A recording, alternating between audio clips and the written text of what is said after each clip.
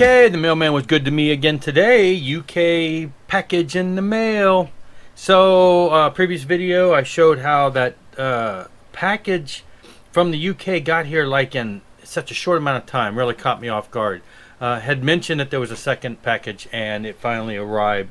Now, I kept mentioning, not that it's a big deal, but I kept mentioning Soundmass being Australian and the package is coming from Australia, and then I got one from the UK. Maybe I didn't really know that they had an office in the UK and in Australia. So both packages came from the UK, and they came about, a week apart or so. Still not too bad in this time when packages are being held up for a long time. But let me show you real quick what we got here. So, Mortification, this is all going to be the rest of the Mortification. So Mortification have been releasing slowly their stuff on vinyl, and I've been slack in getting them, and so I had to catch up. So I ordered their albums all at one time. Blood World, this is their 1994 release. I know a lot of people really dig this one. It's got a real concise, different, more kind of a thrashy, different type. They've kind of changed sound from album to album. A lot of people would agree. When they first started off, it was just kind of a brutal. At that time, 1990s, what would be considered kind of a brutal metal, almost death metal with the growls and stuff. And then they started tightening up their sound on this one and the one preceding to where it's a little more thrashy. Anyway, Blood World, 1994. Put that down right there. Primitive Rhythm Machine from 1995. It's kind of funny. These four that I got here are all in a row. Primitive Rhythm Machine. This one actually, I thought Scrolls was good. I thought Blood World was decent. I'm thinking way back in the 90s. This one came out. This one really impressed me. This ended up being one of my favorites back in the day. So Primitive War Machine. Now all of these are just black. Nothing to show there. They all come with the standard insert that's got pictures on one side and or other information, credits, and then we got the lyrics. So nothing really to show as far as color. Envision Evangeline. This would have been 1996. It's got like a bunch of epic song, well, at least one epic song that's like really long. But good stuff here. I think by this time when the band came out, I don't think I bought this back in the day for some reason. I don't know if at time of my life when money was tight or whatever, and I kind of was deciding what to buy. So, but I picked it up many years later. But I don't have as much of a history with this one, but it is glad to have that on vinyl. And then Triumph of Mercy, 1998. Now, I was rushing through those other four because really what I wanted to share, if you're a Mortification fan, then you already kind of know where about this band. And you understand maybe what Triumph of Mercy is. You can see here the singer, Steve Rowe, on the ground. You've got like a battle angel over him. You can see he's kind of like helping him up, offering to pick him up off the ground. On the inside of this album, man, this glare is crazy. I was trying to fix the lighting. The last video had horrible lighting. I don't know what the deal was. Anyway, I wanted to share this with you. This would be for people who are not aware of Steve Rowe's history and what he has went through why this album was such a big testimony. They are a Christian, one of the early, what was called a Christian death metal band. I wouldn't call them so much death compared to what they got today, but just, brutal, growling vocals, good stuff there. Anyway, I'm going to read this, but I do know it's kind of long. But I wanted you to kind of know the story. I'm going to try to read it a little fast, but hopefully you can follow. Basically, before this album, he was diagnosed with leukemia. Here's the story. On September 20th, 1996, I received the devastating news that I had contracted leukemia. I knew from 3 weeks of pain that something was wrong with my body. The pain became so bad, the doctors gave me a blood test, which revealed acute lymphatic leukemia. From that moment, I was convinced that it wouldn't take my life and that I would have an awesome testimony as a result. I went straight into daily chemotherapy treatment and had to deal with great pain and things such as all-night cold sweats, which lasted for weeks and meant that I had to change pajamas every hour or two at night. They put me on a psychotropic drug called cytarabine,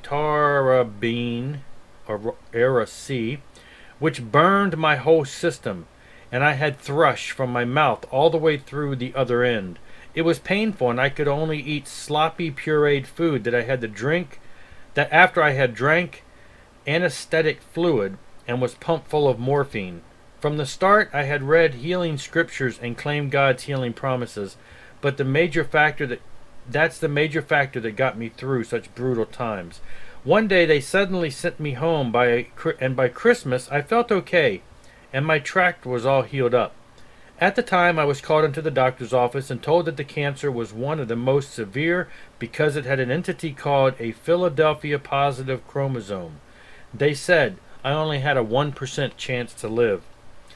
I was told I could have a bone marrow transplant, and that would give me a 25 to 40% chance of being cured. I was told I was very lucky I had a donor. My father had the blood properties I needed for the transplant. 70% of people who need a transplant don't have a donor. I was told it would mean 6 months of hideous pain and 12 months to feel relatively normal again. It's 12 months exactly to the day that I'm writing this. I had a chance to speak to many other patients in the hospital. Some people face such extreme pain, and suicide is a huge temptation. I had to sign a form giving the doctors the right to kill me, understanding that only my father's donation would help me if my body accepted it. In order to try and take the cancer away, they had to give me full body radiation and chemotherapy, which killed all of my blood.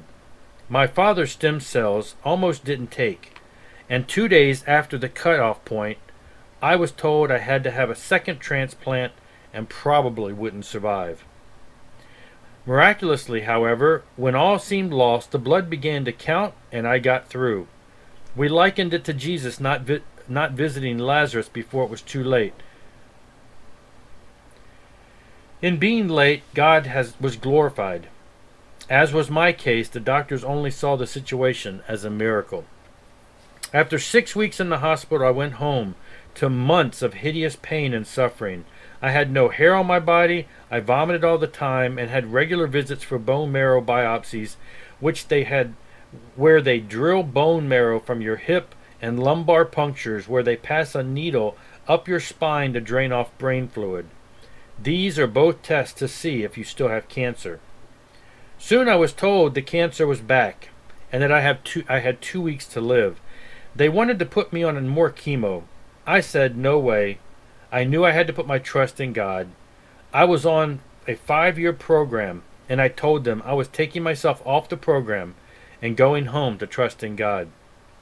2 weeks later, I had a double seizure, and the doctors gave me 2 hours to live. He said that even if I lived, I would have brain damage. I'd be in a wheelchair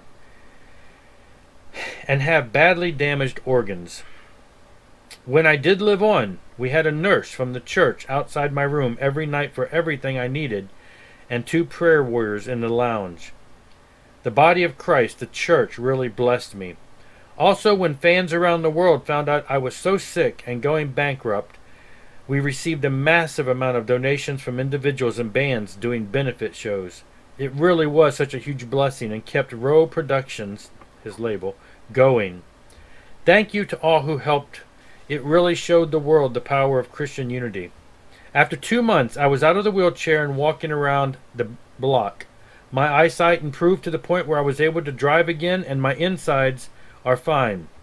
In October of 1998, I started seeing a naturopathic doctor.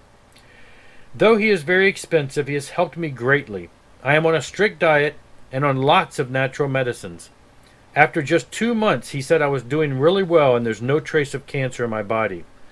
From being given a 1% chance to live to totally being cancer-free can only be an act of God.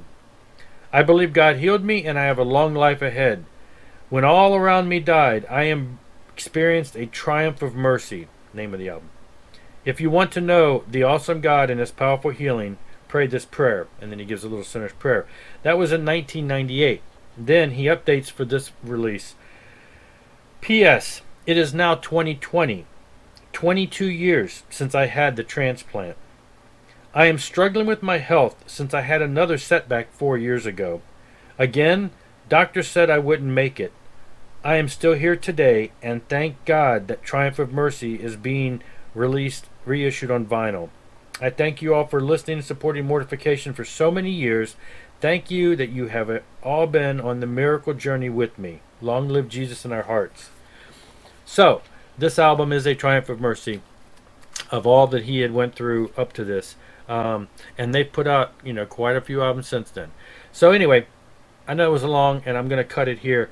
Real briefly, I'm going to show you then the whole collection here. So 1990, let's see, this is going to be tough. 1990, Break the Curse. This was the original demo, and then they put it out under the name Mortification as a record there. The first album, which I showed you in the last video, Mortification, Scrolls of the Megaloth. So these are all in pretty much order from when they came out back then. This is the one I didn't show because it was previous. This is the Live Planetarium with the new cover. It's a live album that came out at the same time as Post Momentary Affliction.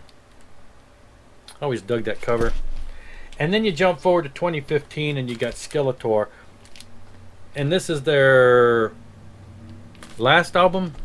So if he had a setback 4 years ago, according to that, then I guess he had a setback shortly after that album had come out. Anyway, great stuff. They do still have like 7 albums that followed these. And my hope is that the record label continues to put them out on vinyl, because some of the ones in the next 7 are actually what became my favorite. So I'm hoping that those do make it. It seems like they're going, in line. So hopefully we will see another batch of Mortification vinyl, and I will try to keep up before I get too far behind. Anyway, it's great to catch up. All of these now in there in my collection. They've all been reissued and redone, and they're very beautiful. And that's all I got for now. Just wanted to share that. I was excited when that came in, and I finally have them all in. So thanks a lot for watching. Rock on. I'll see you later.